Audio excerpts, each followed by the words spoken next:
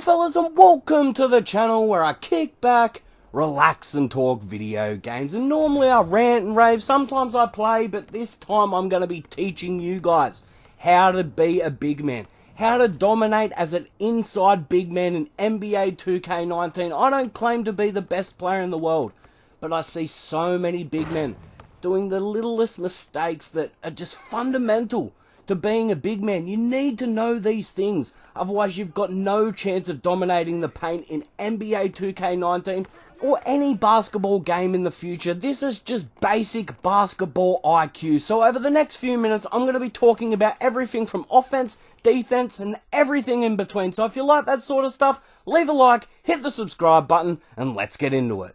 So I just want to start off by saying I've been playing park with this big man since about a 70 overall with bronze badges. So I've worked up to a 78 overall. I've got gold badges now, so trust me guys, these tips will work. If I can use these tips as a 70 to 78 overall, you guys should be able to use these tips to get some wins and hopefully become a better big man in NBA 2K19. So as I said, the first thing I want to talk about is defense. Defensive positioning. The first thing I want to tell every big man, if you don't already know, there is no free second defensive key. So if you are playing a dominant big man, you want to be in the key. You always want to be inside your play, in between the player and the basket. There is no reason why you should not be in between your player and the basket. Don't get suckered in for steals. Nothing like that. You should be in the best position, because at the end of the day, if you're in that position to stop them from driving to the basket, they can't get in the paint and dominate. So if you're in between them all the time, it makes no chance for them just to cut to the basket. And the thing that a lot of people don't do is they don't hold L2 when they're off-ball defense. And what that does is you'll go into the crab animation, and any person that runs near you, you'll start to push them. So you actually create a bit of friction between the players instead of allowing the player just to simply run past you. All you have to do is hold L2 near the player and he'll start to barge him. And you actually pressure the player instead of, as I said, just allowing him to just run straight past you for the easy layup or the easy dunk. It's just as simple as that, and holding L2 will box players out. Everybody wants to know how to box people out? Just hold L2. The thing with boxing players out, if a guy has a lot of strength, he can push past you. So what you want to do, you either want to push into him, but the problem with that, if it's a good post scorer, not a good post scorer, a good rebounder, he will actually push past you. So when you're pushing into him, they can lean back and then move around the push. So you won't actually be as effective. So what you want to do, it does work, but against real good players, it won't work that well. So what you want to do is you want to do the normal box out, get the animation so he just pushes once against your back, then move forward. So when he pushes you in the back, you just slowly move forward and you'll keep the box out the whole time, because the animation doesn't trigger straight away. It has to be in the box out for a couple of seconds, or not even a couple of seconds, like half a second, for it actually to trigger the animation. So if you're just in the box out animation, hit him and then move forward, he can't push past you. He'll run into you, keep running into you, but it won't let him go around you. It won't let him push past you. The only thing that hurts is if the ball does go over your player, you are at a bit of a disadvantage. But other than that, you will get the rebound 100% of the time, unless you get just a freakish one that hits the top of the ring and just shoots the ball right up in the air that makes it go over your player. But trust me guys, defensive positioning, always be in between your man and the basket, because that's their only threat. As inside big men, their only threat is inside the paint. So if you can stop them just by holding L2 as they're running past you, I always hold L2. If I'm anywhere near the paint and not struggling to keep up with a player due to pace, you should always be holding L2. So the next thing I want to talk about is just defending a pure post scorer. It is one of the hardest things to do as a big man, but it is doable. It's not like the pure sharp where he can shoot over the top of you at will, whether you contest shots or not. I've gotten full heavy contests and they still shoot in your eye. Post scorers are actually defendable. There's only two moves that a post scorer does: the spin and that little hop step back that jumps about 4 meters backwards, and it's hard to block. So the two things that you want to do, you've got to keep it in mind, because this is hard, because it's a 50-50 call. They're either going for the spin or going for that jump shot. So what you want to do for the spin is just back off a little bit. Just so when he hits you, just back off. So if he does spin, you aren't caught in that spin animation. If you just keep back just a tad, just soon as he hits you, just back off a little bit. I'm not talking back all the way across, just a tad, just so you're off the animation or off the player, so it doesn't create that animation where he spins around you. He'll still spin, but you aren't there, and you'll just move up with the spin, and you'll go straight in front of him every single time. But the other thing you've got to watch out for is that spin fake into the jumper. So what you've got to do is when he goes for the spin but fakes, if you've got to pick it up. This is the hardest thing to try and figure out as defending a pure post scorer.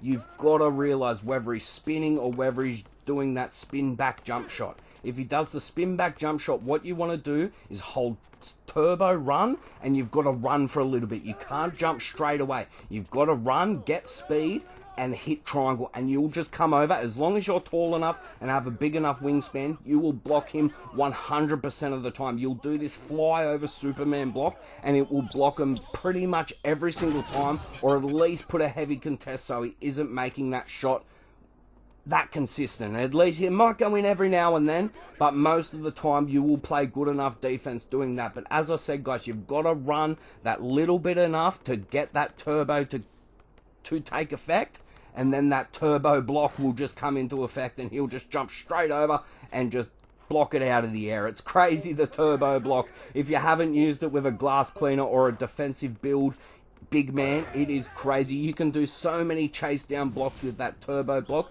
Just hold the turbo and just tap triangle, and you will literally fly across the map. Or not the map, the court, sorry. It is crazy. So the last thing I want to talk about when it comes to defense is under the basket. Look, there's two things that you want to do under the basket. You either contest the shot or you jump for the shot. And there's two ways to determine whether you'll be jumping or whether you'll just be contesting. Is the player taller than you? If he's taller than you, you want to jump. If he's not taller than you want to just contest. What type of archetype is it? Is it a slashing archetype that can finish? Or a shot creating one that can finish? You want to jump.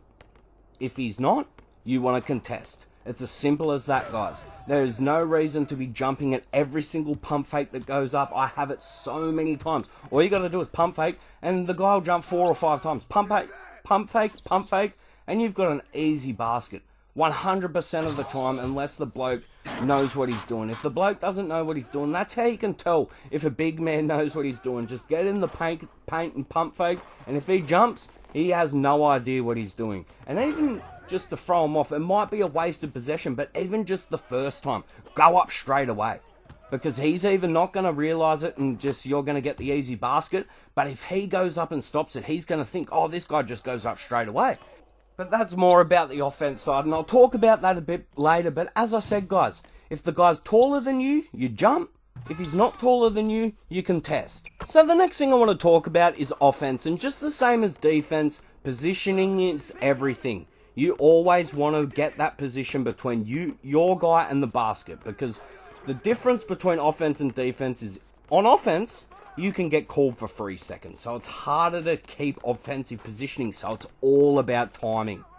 Playing with a player that you know what he's going to do helps so much. So if you have friends that play as a guard or a shooter or something like that, and you know his tendencies of when he's going to shoot and things like that, it makes it a hell of a lot easier. So what I need to do, since I play with randoms, is just sit at the side of the paint. And as soon as the guy comes out past the ring, I just sneak in behind him. And then just stay in there for a second or two and run out to the side. Keep doing that over and over and over again while holding L2. Soon as I get behind him and in position, hold L2, because you're going to start to post up and you're going to start to push him out of the way. See, posting up can go both ways. You can post up on the other side of them and start to push them out of the way. And if your player's in position, he can just pass it to you for the easy 2 points. It's as simple as that. Like, it's not that hard. Easy offensive positioning creates so many baskets, and people don't realize it. Like, they'll just sit there and just take and just succumb to not the screen, but the the player just standing in the paint and just blocking them from doing anything. You can do something about it. Get behind them. Start pushing them. Go next to them. Hit L2. Make them feel uncomfortable. That's what you've got to do as a big man. You can't just sit there and just take it. Get in there. Get rough and get in there. Get in the paint. Hold L2. Barge against them.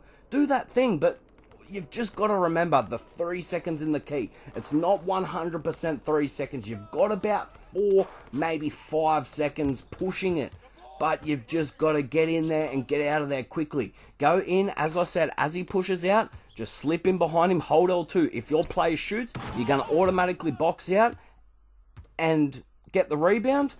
But if your player doesn't shoot, you're going to start barging against him. And as soon as you want to run away and get out of the key, just let go of L2 and run out of the key.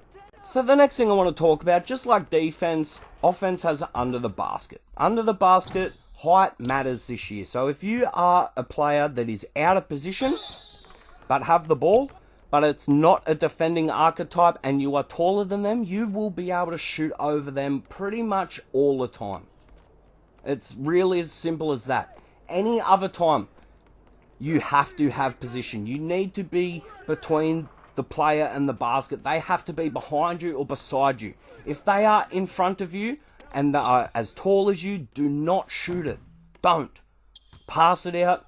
Post up. Just hold the ball. Just don't shoot the ball because you're not going to get it in. You might get it in if you're a pure slashing archetype, maybe. But other than that, don't try it if the player is as tall as you and is any form of defensive build, because it's just simply not going to go in unless the guy is beside or behind you. You need to have positioning this year in NBA 2K19. If you don't have positioning, you just don't have a chance. I can't preach this enough. If the guy is in front of you and contesting your shot, just don't throw it up for the sake of it. Pass it out and reset. But if you don't have position after a rebound, just the best thing to do is just throw up a pump fake and react to what they do. If they don't react to it, if they just stand there with your hand in their face, pass the ball out. But if they jump, you can capitalize on that. So you can either go shoot it at the right time, so when they're coming down, you go up and you can get an open shot, or you can go around them. You can post up and then put their back to them, so when that'll create enough space for yourself to just do the skyhook or a simple shot to the basket. It's really not that hard, guys. Like, it's so simple. If I can do this as a 75 overall, I know these are Australian servers, they probably wouldn't be as good as the Americans, but I'm sure that these tips will work as long as you just do basic IQ. Trust me, guys. But anyway, guys, I've talked and raved long enough. This has went way too long. I didn't think I'd go for near on 15 minutes. But these tips work, guys. Trust me. These tips are just simple basketball IQ, but it goes a hell of a long way in a basketball game. Who would have thought? But anyway, guys, I've talked and raved long enough. If you do like these tips, tricks, or whatever you want to call them, leave a like, hit the subscribe button, and comment down below anything that you're struggling with when it comes to NBA 2K19. If I can't answer it in the comment, I'll make a video. But anyway, guys, I've talked and raved long enough. Leave a like, comment, subscribe, and I'll catch us later.